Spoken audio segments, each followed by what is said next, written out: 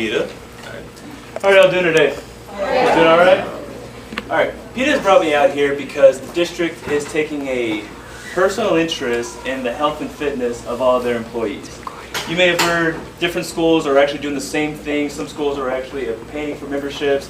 Some schools are having people come over to do group classes on site. They're trying all these different things. My personal approach has always been one-on-one. I prefer to work directly with clientele, anyone who is interested in changing the way they look, the way they feel, whatever it is. So, I only have 15 minutes, and unfortunately that's not enough time to talk about everything that there is to talk about regarding health and fitness. But I want to bring up 5 key things I want to bring to your attention that all of you can do right now as soon as you leave. Quick, I want a first show of hands. Who's going to work out after their faculty meeting today? Ah, very little, very little.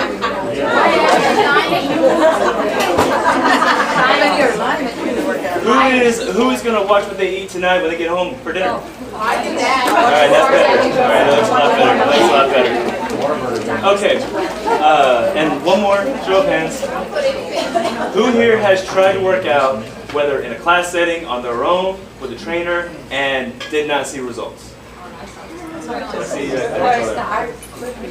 Okay, 5 things. 5 things I want to bring to your attention. 5 reasons why we have a hard time working out. The top reason, or actually out of the top 5, the 5th reason why people have a hard time working out is because they have an insecurity about going to the gym. They have an insecurity about people watching them work out. They may feel that they have no idea what they're doing, and it makes them feel a little nervous. So they're very hesitant about actually walking to the gym doors to get things done. They'll come in, they'll do 10, 15 minutes of cardio, they'll do a couple of squats, they'll do some abs, and then they'll leave. Now, the reason why you may get this feeling or not, may not, is a lack of knowledge and research on how to actually do this. But you'd be surprised to think that working out is only about 10% of losing weight, becoming healthier, anything like that. Your diet is 90% of it. Your diet is consistent. Your diet is all day. You're at work all day. Are we drinking water all day? Are we snacking throughout the day, whether on a small piece of fruit, almonds, strawberries, anything like that? Are we pre-cooking our meals so we make a good lunch and we make a good dinner so we have no excuses when we come home? Little things like that are going to take you from where you are right now to where you want to be in a heartbeat. Another thing that you can consider doing, which is why I have a job in the first place, is consulting with a professional or bringing a buddy to work out with you. Everyone who brings somebody or works out with somebody is actually 3 times more likely to stick to a program and continue to go to the gym. True story. Number 4 reason why people don't really like to work out very much is that they tried it and they didn't see any results. They tried a boot camp and they didn't lose any weight. They tried personal training and they wasted $500. They tried to do it on their own and they gained weight. They may have hurt themselves. The biggest thing about not seeing results is 2 things. One is a lack of variety into your workouts. If you're just going in and you're doing elliptical for 30 minutes at a time every single day, your body will become stagnant.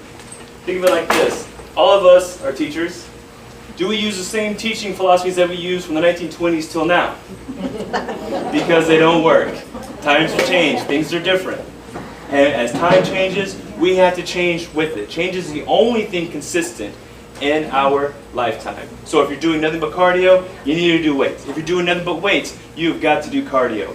If you're doing cardio and weights, but you're eating the same thing all the time, you got to change it up. You got to change your food sources, you got to change your carb sources, you have to change up everything. And this can be on a weekly basis, this can be on a daily basis. It's amazing what the smallest little thing will work on.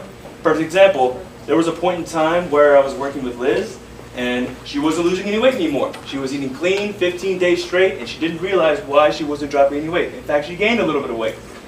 And I said, well, what are you doing? She said, I'm eating clean, I'm working out, I'm doing my cardio, I'm doing everything I'm supposed to be doing. And I said, go out and get a hamburger. Go out and get a pizza. Go out and get a beer. Go out and cheat on your diet and see what happens. No joke. A couple of days later, she dropped 3 pounds. Like that.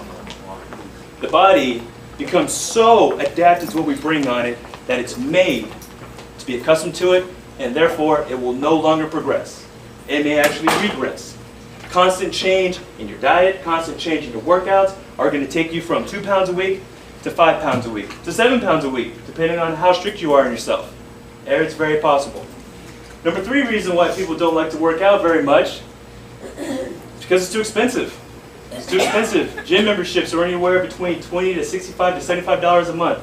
Workout shoes are anywhere from $75 to $120. Supplements, clean eating, anything you can possibly think of. Getting on Weight Watchers, getting on G Craig, everything costs so much money. Now, common sense would say, oh, we just need to plan better. But with the way the economy is right now, the way gas is right now, it's extremely hard. And we turn to priorities. What's more important? Is it more important to buy gas to get to work? Or is it more important to get a membership at a gym to try to lose weight on myself? What can I do? You have to plan for what your budget allows you. Now, it doesn't cost a fortune to lose weight. I know all of us, we work all day long, we make what we can, and we do with it what we can.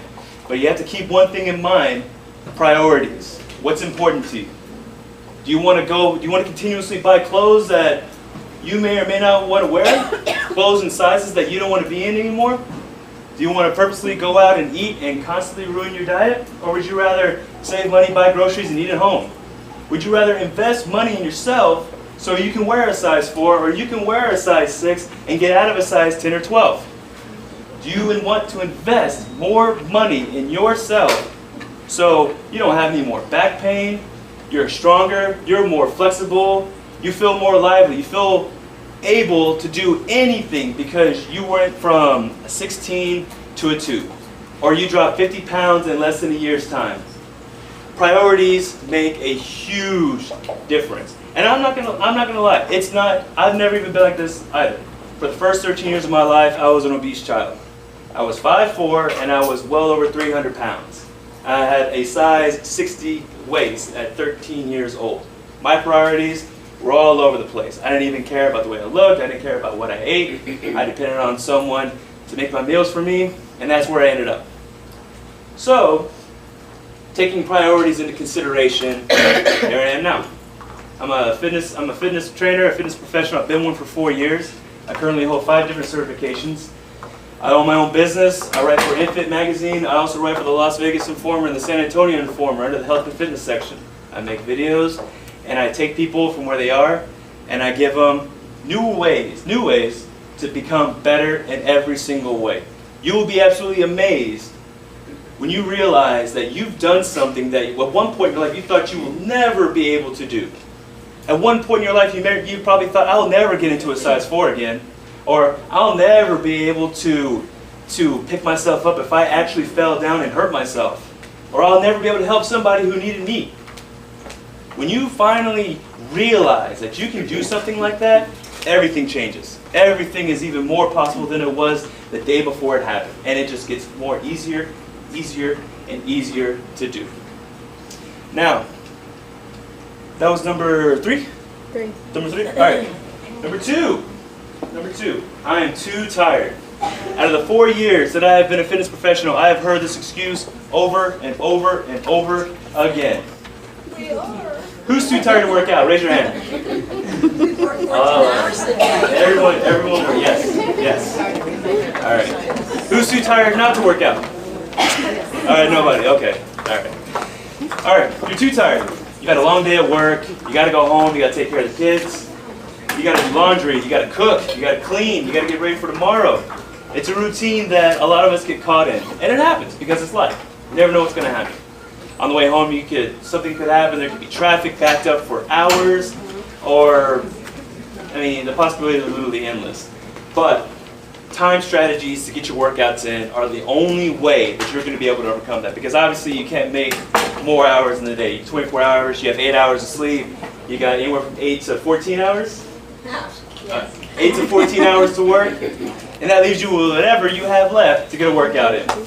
All it takes is 1 hour a day to make a difference. Now, I'm not a morning person. I really am not. But ever since I started this business, and ever since I became an board advisor for SeanBFit magazine, I took a special interest in being the most fit person that I could possibly be on this position. Because if I'm not fit, none of you are going to listen to anything that I have to say. If I can't perform, then you possibly can't expect me to expect you to perform. So I started doing 5 a.m. workouts. I'll admit the first couple of weeks it's hard. It's annoying. Getting up at 4 a.m., it's cold, I don't want to do it. But I've done it consecutively for at least 4 months now total. And everything gets so much easier. Your workout's in for the day, you're set. Your mood is completely changed because you're wide awake. You don't need 4, 5, 6, 7 cups of coffee. You don't need to hit Starbucks, you don't need to hit anything because you've already got your blood flowing, you got your energy rising. Your workout's done for the day and you're set. No excuses. So, for those of you who are able to consider it, consider working out before you come into work. Like I said, it's done, and if you decide to go for a 30-minute walk, if you decide to go to the gym, do an hour of cardio, that's just icing on the cake. That's just honey on the biscuits. Just makes it better. Now the number one reason. There's another reason to work out. That'll give you a reason to work out. The number one reason why we do not work out is time. Time. I've heard it for 4 years, and I'm going to hear it for 4, 10, 15, 20 more years. I don't have the time. I can't make time. I just am too busy. I am too tired. It goes on and on and on and on. Now, the problem with that is you have time. You just have to make it. It goes back to priorities. Make time. Whether it's after school or whether it's before school, whichever. Over the weekend, how many of you work out over the weekend? Raise your hand. Pretty good amount. Pretty good amount. How many of you are willing, if push came to shove, you were willing to work out at 5 a.m.? Raise your hand. I have to say, guys, it's fabulous working out at 5 a.m. I've been doing it since last year, and it gets me going. I didn't work out at 5 a.m. yesterday. I was exhausted all day long. Time management is the only way. If you have a set schedule, it's the only way things will ever happen for you. Now, out of these top 5 things that you can do to improve your life literally right now, and it is improving your life. Working out, blood circulation, improves bone density, improves your immune system, getting stronger, getting sick less, more energy, more vibrant. Everything good happens when you take a good consideration in how you feel and what you want your body to look like. Because honestly, it's the only one you have. How many of us know somebody, literally, know somebody who we think that person should work out? Show of hands. Honestly. All right. How many of us have family members who, for one reason or another, don't work out and now they have health issues? They have a heart condition. They have cholesterol. They're diabetic. Yep. When I was 21, my mother, who has always been overweight, had gastric bypass surgery, and she lost over 100 plus pounds. When I hit 24, she had gained almost half of her weight back, and she needed a knee surgery. After she needed a knee surgery, the knee surgery went bad, so she had to compensate. My mother has not done any working out ever, and she started just a little too late. So now she needs to get her knee replaced, her knee replacement fixed, and now her other knee needs to be replaced. Things like this should be avoided before they even become an issue. If you know that you have a heart problem hereditarily, you need to do something about it now. Because I know a lot of you have children, I know a lot of you have family, I know a lot of you have a lot of people that love you to death, and they would hate for something to happen to you. But think about this for a second. How would you feel? How would your loved ones feel if, because you did not take a special consideration in your life, you wound up with a heart condition? You had a stroke out of nowhere. Your cholesterol is through the roof. You weren't able to help yourself when nobody was there. If, I know we have some grandparents in here. Raise up hands of grandparents. Okay? If, my mother's a grandmother too. If you're watching your grandchildren and for some reason they take off or they need help and you are physically unable to get to them in time. Little things like this, we don't think about it on a daily basis. But these are the reasons why a lot of us take a personal consideration to what we can do physically, whether it's intrinsic or extrinsic. If you're healthy, everything gets better. Life gets better. When you're stronger, everything gets easier. All it takes is for you to take a single step into the right direction.